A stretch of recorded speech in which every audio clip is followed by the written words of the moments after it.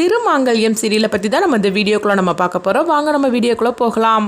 அம்பிகா பார்த்தோம்னா மகாவை அழைச்சிக்கிட்டு அந்த சாமியார்கிட்ட வந்து அவங்க ஜோசியம் பார்க்குறதுக்காக வந்திருக்கிறாங்க. அப்போ வந்து அவர் பார்த்ததுமே சொல்கிறாங்க, ஏற்கனவே வந்து நான் சொன்னது தான், அதாவது திருவோட ஜாதகத்தில் இந்த மாதிரிக்கு திருவுக்கு ஒரு பெரிய கண்டம் இருக்குன்னு சொன்னோம்ல, ஆனால் நீங்கள் பரிகார பூஜை பண்ணினீங்க, ஆனால் முழுமையாக வந்து அந்த கண்டத்திலேருந்து திரும்பணுன்னா ஒரு பூஜை பண்ண வேண்டியது இருக்குது அப்படிங்கிறாங்க. அப்போ என்னதுனாலும் சொல்லுங்கள் அப்படின்னு அம்பிகா சொல்லிட்டு இருக்கும் போது, அப்போ திரு கல்யாணம் பண்ணிக்கிட்ட அந்த பொண்ணு தான் இதை செய்யணும் அப்படிங்கிறாங்க. என்ன சாமி சொல்லிட்டு இருக்கிறீங்க, திருவுக்கு காலையில் தானே நிச்சயமாச்சுது, அப்போ அந்த பொண்ணை வச்சு நான் அந்த பூஜையை பண்ண சொல்லட்டுமா அப்படிங்கும்போது, என்னமா பேசிகிட்டு இருக்கிறீங்க, என்ன இருந்தாலும் சரிதான், அது நிச்சயம் தான் நடந்திருக்க தவிர அப்படி இருக்கும்போது அது கல்யாணமாக முடியாது. அக்னி சாட்சியாக அந்த பொண்ணு கழுத்தில் 3 முடிச்சு போட்டால் தான் அது கல்யாணமாகும். அப்படி இருக்கும்போது திருவுக்கு ஏற்கனவே கல்யாணம் முடிஞ்சிருச்சு அப்படிங்கிறாங்க. இது கிட்டதுமே அம்பிகா அதிர்ச்சி அடைகிறாங்க. பக்கத்தில் இருக்கிற மகாவு திருன்னு முடிச்சுட்டு இருக்கிறாங்க. ஐயோ, இந்த சாமியார்கிட்ட தானே நான் வந்து பத்திரிக்கை கொடுத்து நான் ஆசீர்வாதம் வாங்கினேன், இப்போ அவர் மட்டும் என்னை காட்டி கொடுத்துட்டாருன்னா அவ்வளோதான் அப்படின்னு சொல்லிக்கிட்டு பயத்தோடு இருந்துட்டு இருக்கும்போது, அப்போ அம்பிகா வந்து சொல்லிட்டு இருக்கிறாங்க, என்ன சாமி நீ சொல்கிறீங்க அப்படிங்கும்போது, ஆமாம் உங்கள் மகனுக்கு கல்யாணம் முடிஞ்சு 60 நாள் ஆகுது, அந்த பொண்ணை வச்சு இந்த பரிகார பூஜை நீங்கள் செஞ்சாதான் இந்த திருவை வந்து இந்த கண்டத்துலேருந்து காப்பாற்ற முடியும் அப்படின்றதாங்க. இது கிட்டதுமே அம்பிகாவுக்கு ஒன்றுமே புரிய மாட்டேங்குது.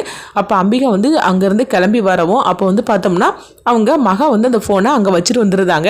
அப்போ அம்பிகா வந்து ரொம்பவே குழப்பத்தோடு வராங்க. காரில் ஏறுறதுக்காக போகும்போது அம்பிகா சொல்கிறாங்க, என்ன நடக்குதுன்னே ஒன்றுமே புரிய மாட்டேங்குது, திருவுக்கு கல்யாணம் நடந்து முடிஞ்சிருச்சுன்னு சாமியார் சொல்கிறாரு, எனக்கு என்னமோ ரொம்பவே பயமாக இருக்குது திரு விஷயத்தில் அப்படின்னு சொல்லிட்டு இருக்கும்போது, அப்போ வந்து அவங்க மகா வந்து சொல்கிறாங்க, அம்மா நான் ஃபோனை மறந்து அங்கே வச்சுட்டு வந்துட்டேன், நான் போய் எடுத்துகிட்டு வந்துடுது அப்படிங்கும்போது உடனே சரி அப்படிங்கிறாங்க. அப்போ மகா வந்து ஃபோனை எடுக்கிறதுக்காக வர மாதிரி சாமியார்ட்ட வந்து கேட்டுட்டு இருக்கிறாங்க, சாமி உங்களுக்கு என்ன ஞாபகம் இருக்குது அப்படிங்கும்போது, அது எப்படிமா நான் மறக்க முடியும், உன்னை எனக்கு நல்லாவே ஞாபகத்தில் இருக்குது அப்படிங்கிறாங்க. உடனே வந்து அவங்க நடந்ததெல்லாம் சொல்லிட்டு இருக்கிறாங்க, திருவுக்கும் எனக்கு தான் கல்யாணம் நடந்து முடிஞ்சு போச்சுது, ஆனால் அந்த விஷயம் இங்கே யாருக்குமே தெரியாது அப்படிங்கும்போது, எனக்கு தெரியுமா அப்படின்னு சொல்லிட்டு இருக்கவும், இப்போ அந்த பூஜை நானே பண்ணுறேன், அது எப்படி பண்ணணும்னு சொல்லி கேட்கும்போது, 18 நாள் அந்த பூஜை நீ பண்ணணும் அப்படின்னு சொல்லிட்டு ஒரு அம்மனோட சின்ன ஒரு குட்டி ஒரு சிலையை வந்து அவங்க கொடுக்குறாங்க சாமியார்.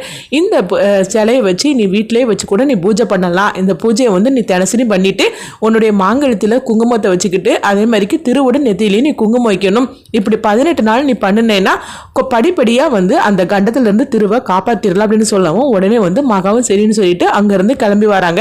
அடுத்துங்க பார்த்தோம்னா அம்பிகா ஹாஸ்பிட்டலுக்கு வரவும், அப்போ வந்ததுமே அங்கே எல்லாருமே கேட்டுட்டு இருக்கிறாங்க, என்ன ஆச்சுது சாமியார்ட்ட போனே அவர் என்ன சொன்னாருன்னு சொல்லி கேட்டுட்டு இருக்கும்போது, உடனே அம்பிகா நடந்த விஷயத்த சொல்கிறாங்க, இந்த மாதிரிக்கு திருவுக்கு ஏற்கனவே கல்யாணம் முடிஞ்சிருச்சு தான் அப்படிங்கிறாங்க. இது கிட்டதுமே காஞ்சனா பயங்கரமாக வந்து அம்பிகாவை போட்டு திட்ட ஆரம்பிச்சிருந்தாங்க, எனக்கு தெரியும் இந்த கல்யாணத்தை நிறுத்துறதுக்காக நீ இப்படிலாம் பொய் சொல்கிற, என் பொண்ணுக்கும் திருவுக்கும் கல்யாணம் நடக்கிறது உனக்கு சுத்தமாக பிடிக்கல, அதனால தான் இப்படிலாம் நீ பொய் சொல்கிற அப்படின்னு சொல்லிட்டு காஞ்சனா பயங்கரமாக திட்டவும், அப்போ அம்பிகா அழுதுகிட்டே இருக்கிறாங்க. அப்போ வந்து அம்பிகாரோட்ட வந்து அவங்க மாமனார் வந்து சொல்லிட்டு இருக்கிறாங்க, என்னமா நடக்குதுன்னு ஒன்றுமே புரிய மாட்டேங்குது அப்படிங்கும்போது, அப்போ அம்பிகாவும் சொல்கிறாங்க, ஆமாம் மாமா எனக்கு ஒன்றுமே புரிய மாட்டேங்குது, ஆனால் அவனுக்கு ஏற்கனவே கல்யாணம் முடிஞ்சு போச்சுது, அவனுடைய ஒய்ஃப் இந்த பூஜை பண்ணுனா திருவை காப்பாற்றலான்னு சொல்லிட்டு இருக்கிறாங்க, எனக்கு என்ன நடக்குதுன்னு தெரியல அப்படிங்கும்போது, அப்போ வந்து காஞ்சனா வந்து அம்பிகா மேலே ரொம்பவே கோபத்தோடு திட்டிட்டு இருக்கவும், இங்கே பார்த்தோம்னா வந்து மயில் வந்து அவங்க மகாவை பார்த்துட்டு இருக்கோம். மகா வந்து மயிலை தனியாக அழைச்சிட்டு போகிறாங்க. உடனே மயில் வந்து சொல்கிறாங்க, இப்போ என்னம்மா பண்ணுறதுக்கு அப்படிங்கும்போது, அண்ணா நான் எப்படியாவது திருவை காப்பாற்றணும், அதுக்காக அந்த பூஜையை இன்னைக்கே நான் வந்து ஆரம்பிக்கலான்னு சொல்லிட்டு இருக்கிறேன், நான் வீட்டுக்கு போய் நான் அந்த பூஜையை நான் ஆரம்பிக்கிறேன்னு அப்படின்னு சொல்லவும், இப்போ மயிலும் வந்து சரிதாம்மா அப்படிங்கிறாங்க. ஆனால் அந்த விஷயம் வேற யாருக்காவது தெரிஞ்சுட்டா அவ்வளோதான் அப்படின்னு மயில் சொல்லும் போது, அண்ணா நீங்கள் தான் எனக்கு வந்து எப்படியாவது வந்து உதவி பண்ணணும், இந்த பூஜையை நான் வீட்டில் பண்ணுறது யாருக்குமே தெரிஞ்சிடக்கூடாது, அவர் எப்படியாவது நான் காப்பாற்றியே ஆகணும், அதுக்காக தான் இந்த பூஜை பண்ணணும்னு சொல்லி நான் முடிவு எடுத்துட்டேன், சரி நான் அங்கேருந்து கிளம்புறேன் அப்படின்னு சொல்லும்போது, உடனே மயிலும் சரி அப்படிங்கிறாங்க. அடுத்ததாக பார்த்தோம்னா அவங்க மகா அங்கேருந்து நேராக வீட்டுக்கு வராங்க. வீட்டுக்கு வந்ததுமே அவங்க குளிச்சு எடுத்து அவங்க பூஜைக்காக எல்லாமே வந்து ரெடி பண்ணுறாங்க. அடுத்தது பூஜையும் வந்து அவங்க ஸ்டார்ட் பண்ணியிருந்தாங்க. இங்கே பார்த்தோம்னா வந்து திரு வந்து ரொம்பவே வந்து ஒரு கிரிட்டிக்கலான நிலைமையில் இருக்கிறதா வந்து டாக்டர் சொல்லவும், இது கேட்டதுமே அம்பிகா வந்து எல்லாமே அழ ஆரம்பிச்சிருந்தாங்க.